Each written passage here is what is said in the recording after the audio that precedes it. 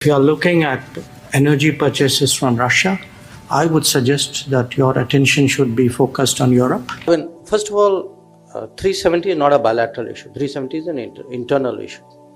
Now, with regard to Pakistan, the issue is not 370. The issue is Pakistan's terrorism. POK, yes, our position on POK has always been and will always be very clear.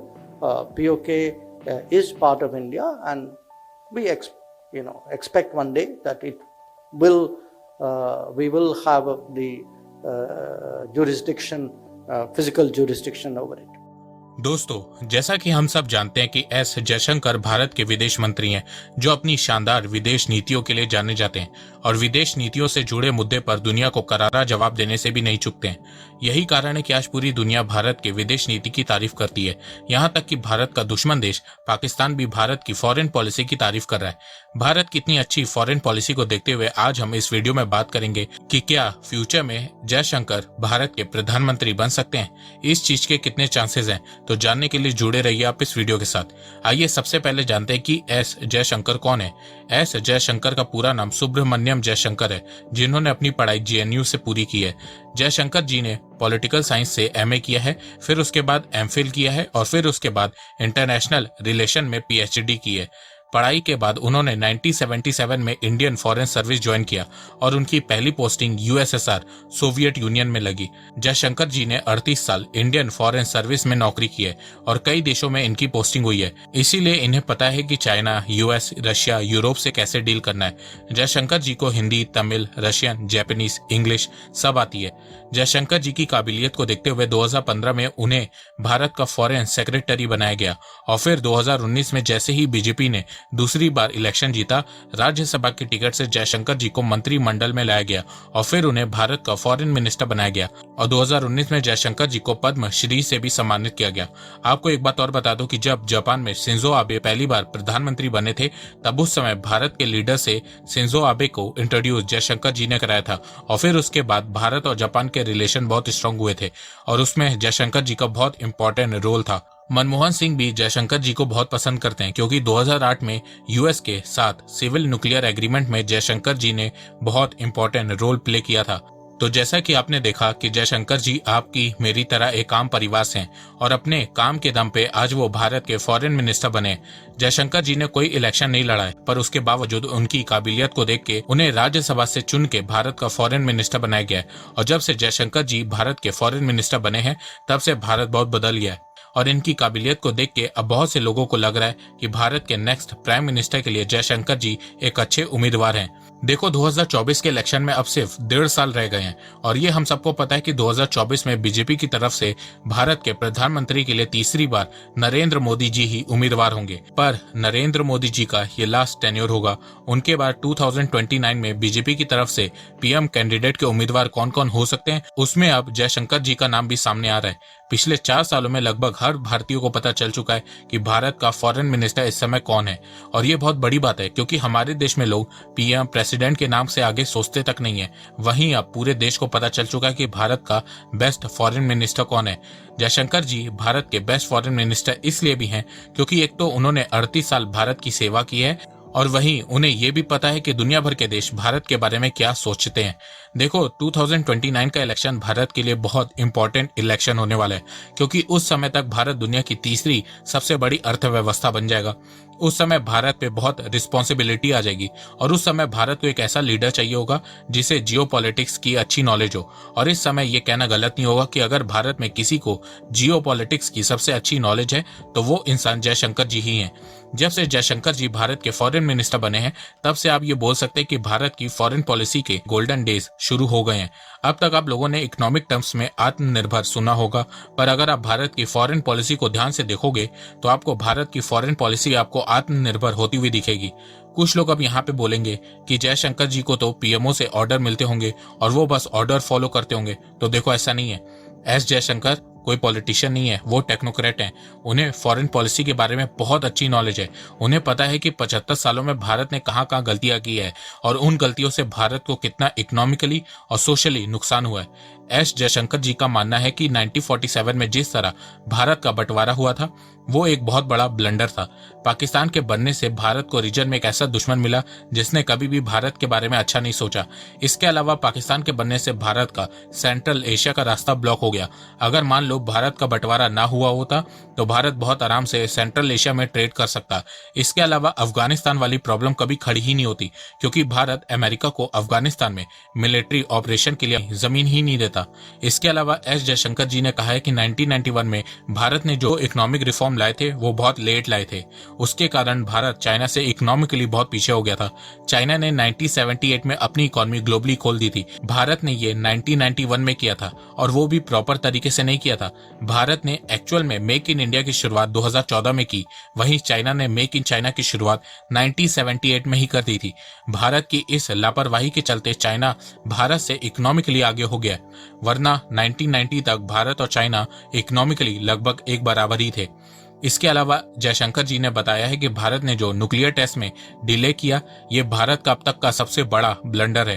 Bharat ने अपना पहला nuclear test 1974 में किया था। फिर उसके 24 साल बाद भारत ने 1998 में पोखरण में दूसरा न्यूक्लियर टेस्ट किया। न्यूक्लियर टेस्ट में 24 साल डिले भारत को बहुत भारी पड़ गए। अगर भारत 1980 तक न्यूक्लियर वेपन बना लेता तो वो पाकिस्तान को न्यूक्लियर वेपन बनाने से रोक सकता था। भारत और पाकिस्तान दोनों ने 1998 में न्यूक्लियर टेस्ट किया था। अगर भारत के पास 1980 में ही न्यूक्लियर वेपन आ जाता तो भारत पाकिस्तान को न्यूक्लियर वेपन बनाने ही नहीं देता। भारत उनकी न्यूक्लियर साइट ही उड़ा देता। उस केस में पाकिस्तान कुछ नहीं कर पाता, क्योंकि उस समय न्यूक्लियर वेपन सिर्फ भारत के पास होता। मेरे एनालिसिस में हमें 3 जगह चोट पहुंची है। एक तो विभाजन में, कि भारत जो है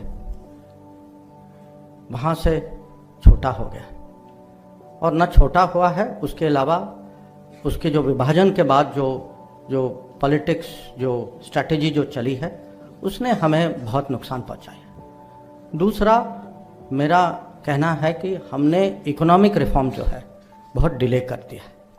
अगर आप जो कहते हैं कि हमारे सर्कल में इंडिया चाइना की बहुत कंपैरिजन होती, तो इंडिया चाइना एक फ़र्क ये है कि चाइना जो है हमसे करीब 15 साल पहले अपना रिफॉर्म उन्होंने शुरू किया था, इकोनॉमिक रिफॉर्म शुरू किया था, और वो 15 साल का गैप जो है एक बार, और मुझे ये भी लगता है कि उनके यहाँ रिफॉर्म जो है वो और गहरे रिफॉर्म थे, बड़े रिफॉर्म थे। तो ये 15 साल का गैप जो है, अभी हम दोनों अगर आपस की तुलना होती है तो 15 साल का गैप जो है वो दिखाई देता है। और तीसरी बात ये थी कि हमारा जो न्यूक्लियर जाने का जो निर्णय जो लिया गया, आखिर में जो लिया गया, 98 में जो लिया गया, अगर हम उसको डिले नहीं करते, क्योंकि हमारा पहला टेस्ट जो था वो 1974 में था, पर 74 और 98 24 साल जो है हमने एक किस्म से हम टालते गए, हमारी आदत भी है, टालने की आदत है। हाँ, तो ये 25 साल जो है, तो ये 15, तो विभाजन, 15 साल रिफॉर्म का डिले और 25 साल न्यूक्लियर का डिले, ये 3 जो है हमारे लिए एक किस्म से ये हमें इसको अभी भुगतना पड़ रहा है, इसकी जो परिणाम जो हैं अभी दिखाई दे रहा है। तो सोचो, इतनी डीप नॉलेज रखे हैं जयशंकर जी, और जो तीनों पॉइंट उन्होंने बताया है वो बिल्कुल सही बताया है। वैसे दोस्तों, अगर आपको भारत की फॉरेन पॉलिसी के बारे में और डिटेल से जानना है तो इसके बारे में आप द इंडिया वे की बुक समरी कोको एफएम पे सुन सकते हैं। इस बुक समरी में भारत के वर्तमान विदेश मंत्री जयशंकर जी ने भारत की फॉरेन पॉलिसी के बारे में खुल के बताया है कि हमने पास में क्या क्या गलतियां की, इन गलतियों से हम क्या सीख सकते हैं। इसके अलावा कोविड के बाद जियो पॉलिटिक्स कैसे चेंज हुई है उसके बारे में भी बताया गया है। इसके अलावा ऐसी कई और बायोग्राफी और हर टाइप का कंटेंट जैसे कि पॉलिटिक्स, मोटिवेशन, फाइनेंस आपको ऑडियो बुक के रूप में कुकू एफएम पर मिलेगा, जो आपकी नॉलेज को बढ़ाने में बहुत हेल्प करेगा। देखो, कई लोगों को बुक्स पढ़ना बोरिंग लगता है और इसीलिए कुकू एफएम सारा कंटेंट आपको ऑडियो बुक और बुक समरी के माध्यम से देता है। ये सारी ऑडियो बुक आप कुछ भी करते समय सुन सकते हैं। सबसे अच्छी बात यह है कि मेड इन इंडिया ऐप है और इसकी रेटिंग 4.5 स्टार है। कुकू एफएम ऐप का ईयरली सब्सक्रिप्शन 399 रुपए का है, पर अगर आप मेरे थ्रू इस ऐप में रजिस्टर करेंगे और कूपन कोड CPH50 का यूज करेंगे तो पहले 250 यूजर को 50% का डिस्काउंट मिलेगा। मतलब आपको साल भर के लिए 399 रुपए के बजाय सिर्फ 199 रुपए देने होंगे, जो 1 रुपए पर डे से भी कम है। तो इंतजार किस बात का, लिंक डिस्क्रिप्शन में दी गई है। कुकू एफएम को डाउनलोड करिए और अपनी नॉलेज को बढ़ाइए।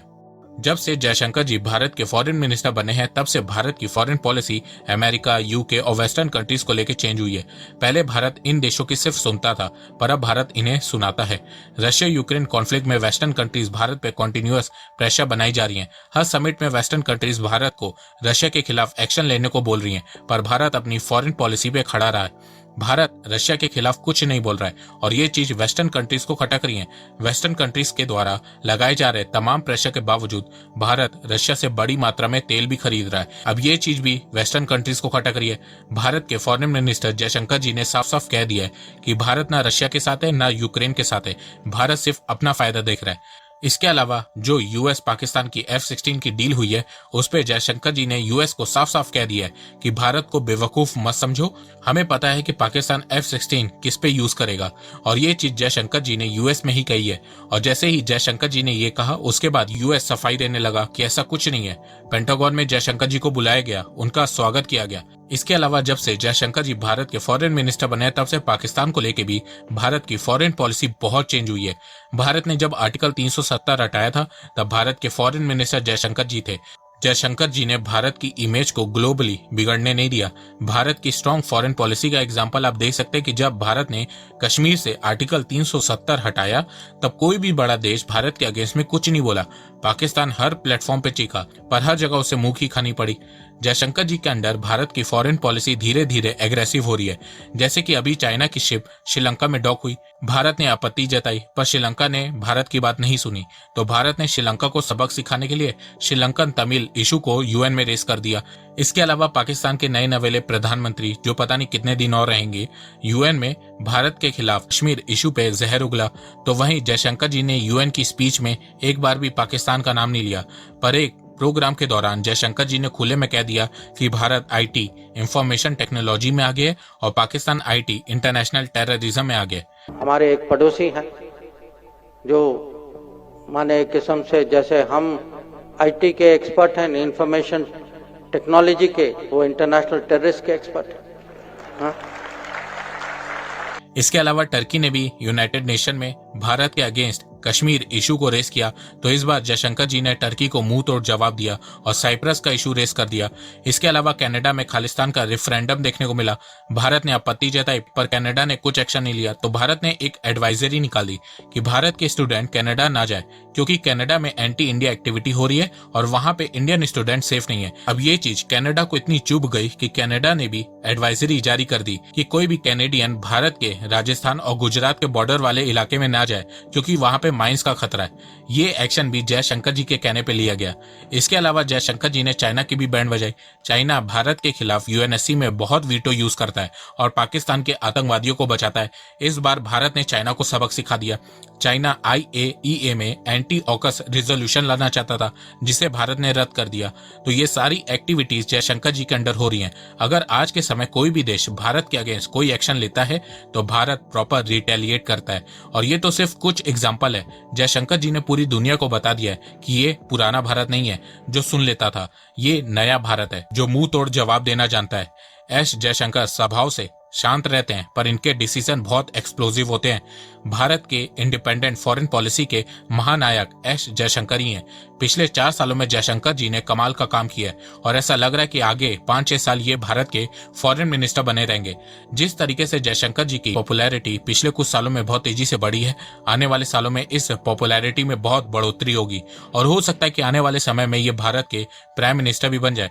ऑलरेडी 2 फॉरेन मिनिस्टर भारत के प्राइम मिनिस्टर बन चुके हैं, अटल बिहारी वाजपेयी और PV नरसिम्हा राव, और ये दोनों प्राइम मिनिस्टर ने देश को आगे ले जाने में बहुत योगदान दिया है। PV नरसिम्हा राव ने भारत को इकोनॉमिकली इंडिपेंडेंट बनाया और दूसरे अटल जी ने भारत को न्यूक्लियर पावर देश बनाया। अब तक जो फॉरेन मिनिस्टर भारत के प्रधानमंत्री बने हैं उनका ट्रैक रिकॉर्ड बहुत ही शानदार रहा है। पर सिर्फ एक प्रॉब्लम है जो जयशंकर जी को PM बनने से रोक सकती है और वो है एज। अभी जयशंकर की उम्र 67 ईयर्स की है। 2029 तक ये 73 ईयर्स के हो जाएंगे, तो उस एज में जयशंकर जी PM बनने के लिए इलेक्शन लड़ेंगे या नहीं, ये तो उसी समय पता चल जाएगा। तो दोस्तों आपको क्या लगता है कि एस जयशंकर पीएम पोस्ट के लिए सही कैंडिडेट हैं या नहीं? आप अपनी राय मुझे कमेंट सेक्शन में बताइए। और हाँ दोस्तों, भारत की फॉरेन पॉलिसी के बारे में और डिटेल से जानने के लिए कुकू एफएम को डाउनलोड करके द इंडिया वे की बुक समरी को सुनना मत भूलना। और अभी इस समय कुकू एफएम पे 50% का डिस्काउंट चल रहा है, तो अभी जाओ कुकू एफएम को डाउनलोड करो और अपनी नॉलेज को बढ़ाओ। तो दोस्तों मुझे लगता है कि अब आपको सब समझ में आ गया होगा। तो अगर आपको ये वीडियो पसंद आए तो आप इस वीडियो को लाइक कीजिए, और अब आप मुझे सपोर्ट भी कर सकते हैं पेट्रियन और यूट्यूब में ज्वाइन बटन के थ्रू। एक बात मैं कहना चाहता हूँ, आप जितनी मेरी वीडियोस को शेयर करेंगे उतनी ही रीच मेरी बढ़ेगी और उतने ही लोग मेरे से जुड़ेंगे। तो वीडियो को शेयर करना, चैनल को सब्सक्राइब करना बिल्कुल भी मत भूलिएगा।